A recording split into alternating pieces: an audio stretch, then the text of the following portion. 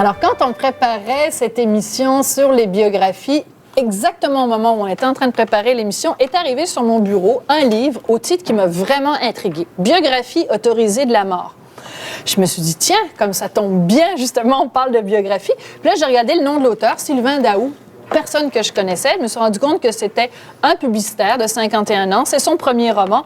Je me suis dit, allons à la découverte de cet homme qui a eu le culot et le courage d'écrire la biographie de la mort. Sylvain Daoust, bonsoir. Bonsoir, merci de l'invitation. Alors donc, pendant 10 ans à Cossette, donc grosse agence de publicité, et vous décidez donc un jour d'écrire ce livre-là, Biographie autorisée de la mort. Si vous permettez, je vais juste raconter brièvement ce qui se passe dans le livre.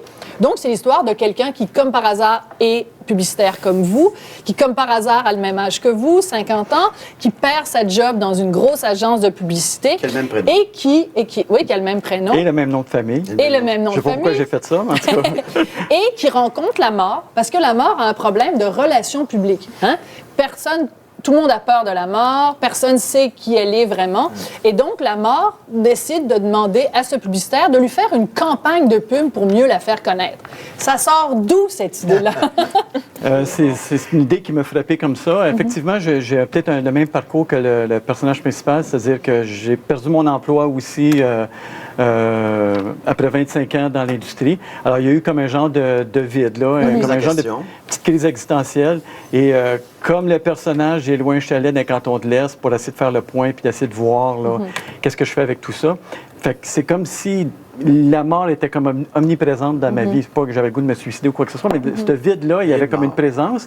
Puis je me cherchais une idée, je me suis dit, tiens, j'avais tellement de créativité parce que, tu sais, c'est un petit peu dommage parce qu'à 50 ans, on pourrait encore travailler. Bien sûr. Mais bon, ça a l'air qu'on n'est plus la saveur du mois, on n'est plus la saveur de l'année d'ailleurs, mais pas plus. Et j'avais encore beaucoup de créativité, fait que j'ai eu le goût d'écrire sur un personnage. Je me suis dit, qu'est-ce qui arriverait si la mort était vivante? Alors, ça aurait pu être, le titre aurait pu être aussi La vie de la mort. C'est-à-dire qu'en fait, la façon dont on en parle tous les deux, on en parle avec un sourire et tout ça, mais il y a vraiment une quête spirituelle. C'est un livre qui propose sincèrement une vraie réflexion sur quelles sont nos valeurs essentielles, comment on peut aller chercher à l'intérieur de soi, par la méditation, par toutes sortes de façons, d'aller à l'essence de ce qu'on est et à l'essence de ce qu'est la vie autour de nous. Donc, c'est pas juste une blague de dire, bon, je vais raconter la biographie de la mort. Il y a vraiment une quête spirituelle dans votre livre. Absolument. Mais un peu comme le thème de la semaine passée, vous disiez, bon, il n'y a plus de religion, les gens ont déserté la religion, mais qu'est-ce qu'on fait? Comment on peut faire pour avoir des balises? On n'a plus de croyances, là. On ne croirait plus à Saint-Pierre, puis le ciel et l'enfer, là, c'est dépassé. Alors, dans le livre, j'avais des croyances personnelles, et puis j'ai essayé de les partager tout simplement à travers une histoire qui a quand même des pivots, puis je pense pas mal de créativité. Mais en même temps, c'est un regard que vous portez aussi sur le monde de la pub. Puis on pense par exemple à Frédéric Bédé, qui était lui aussi issu de la pub, qui a fait 99 francs, qui est un livre qui était très dénonciateur du monde de la pub. Et vous, dans ce livre-là, vous nous démontrez aussi un petit peu, vous défaites un peu les mécanismes du monde de la pub, parce que la mort, elle veut bien paraître, comme Coca-Cola veut bien paraître, comme Kraft veut bien paraître. Donc, dans le fond, on vit dans un monde où tout le monde a un problème d'image, y compris la mort. Oui, mais c'est ça, mais le personnage, en même temps, à travers toute cette aventure-là, il retrouve quand même l'essentiel. Il retrouve quand même des valeurs plus vraies, plus proches de lui, tu sais. Puis en plus, dans le roman, les gens commencent à mourir autour de lui. Ça fait qu'à un moment donné, il se pose vraiment la question, est-ce qu'il faut que je serve ce client-là? Parce qu'à quelque part, le client, il est peut-être en train de tuer tout le monde, puis peut-être que je suis le prochain sur la liste. Fait que t'es flatté parce que tu dis, wow, au début, la mort vient me voir, je suis quelqu'un d'important. Mais en même temps, à un moment donné, quand tu vois que tout le monde est en train de crever autour de toi, tu te dis, OK, là, c'est plus drôle pantoute. Fait que là, il y a vraiment une remise en question que le personnage principal doit faire. Est-ce qu'il y aurait un slogan pour la mort, pour, je sais pas, la faire briller un peu? Là? Tu en as trouvé un, vous en avez trouvé un dans le roman. Ben honnêtement, c'est quoi, je sais pas parce que je sais, mais j'ai oublié. Ben en fait, c'est vers la fin. Attendez, ben c'est comme on se revoit de l'autre bord ou quelque chose comme ça. Ou attends, je vais vous accompagner ou quelque chose comme ça. Attendez, je vais le retrouver. On se revoit pour la fin. On se revoit pour la fin. C'est ça, mais parce qu'en même temps, dans le livre, j'ai même créé un message publicitaire. Oui, un 30 secondes pour le web. Là. Oh, ben, je suis toujours là pour la fin. C'est ça, c'est ça.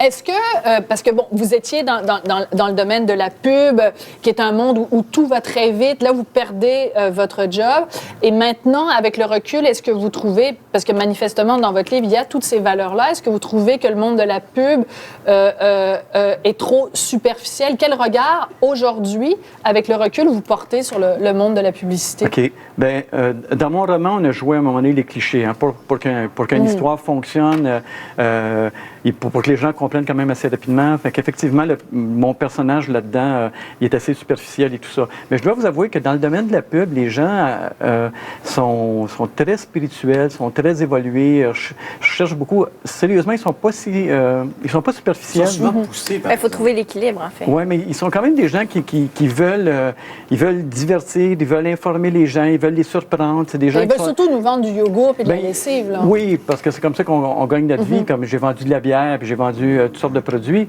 mais j'ai utilisé ma créativité, puis quand je faisais un message de 30 secondes, bien, il y en avait 20 secondes qui étaient quand même pour moi, puis connecter avec le téléspectateur, puis divertir le téléspectateur.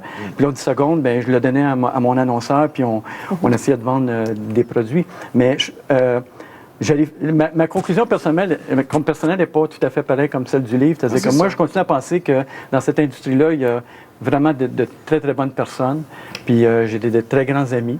Puis, donc, c'est pas si superficiel que ça. Alors, non. Évidemment, je m'excuse, mais j'ai un publicitaire devant moi et le gros débat culturel de la semaine, c'est le groupe Carquois qui a vendu une de ses chansons à la compagnie Coca-Cola, donc pour une de leurs publicités. Ça a fait tout un ramdam. Vincent Vallière. De quoi? Il y a Vincent Vallière. Bon, il y a plein d'artistes québécois, mais dans le cas de Carquois, c'est qu'ils se sont fait reprocher par leurs fans d'avoir vendu leur âme à la publicité. Alors, je suis curieuse, vous, justement, qui avez écrit sur la mort et sur la publicité, qu'est-ce que vous pensez? Est-ce que les artistes qui qui cèdent les droits de leurs chansons ou qui font de la publicité, est-ce qu'ils vendent leur âme ou ils sont simplement... Ben, je pense pas. Je pense que, bon, ils essaient de gagner leur vie. Puis, moi, je verrais surtout pour les artistes de voir l'application de cette chanson-là. Est-ce qu'elle va être bien utilisée? Est-ce qu'elle va être quand même bien représentée? Puis, quel produit aussi qu'avant. Des fois, on a vu des super beaux messages émotifs et tout ça. Puis, la chanson, elle fonctionne bien. Comme, je sais pas, il y a le lait, je pense. Oui, ça a été énorme. Oui, ben, c'est ça. Il y a eu une deuxième carrière grâce à ça. C'est beau. T'as le goût presque d'aller acheter le CD. Puis, ça s'est vendu à des milliers d'exemplaires. C'est ça. Fait que ça aide la chanson. Mais je pense que si j'avais conseillé un artiste, je lui dirais, OK, montre-moi le script, là. Puis on va regarder dans quel contexte, c'est qui les réalisateurs, c'est quoi l'histoire. Si l'histoire est bonne, puis ça continue, puis c'est en ligne avec l'essence de ta chanson, ben oui, j'aurais tendance à dire, tu vas faire des sous, puis tu vas peut-être même, les gens vont peut-être réécouter l'original. Pourquoi pas? Ben, en tout cas, ce qu'on souhaite, c'est qu'après avoir vu la pub, que les gens s'en aillent, pas seulement acheter une bouteille de Coca-Cola, mais qu'ils aillent acheter et pas télécharger illégalement les chansons de Carquois. Oui. Sylvain, ça a été un plaisir de vous avoir. Juste une petite phrase, parce que c'est très bien écrit, votre livre. À un moment donné, votre personnage, son meilleur ami meurt. Oui. Et quelques temps après, il arrive, je pense, pour prendre le téléphone ou pour lui parler. Il se rend compte, mais non, c'est vrai, mon ami est plus là. Et vous avez cette très belle phrase, vous dites, les gens qu'on aime meurent plusieurs fois. Et pour avoir quelqu'un de très proche qui est décédé, je trouvais que cette phrase-là est vraiment venue me chercher. Donc, c'est très bien écrit. Biographie autorisée de la mort, Sylvain Daou. Merci beaucoup, d'avoir été avec nous. Merci.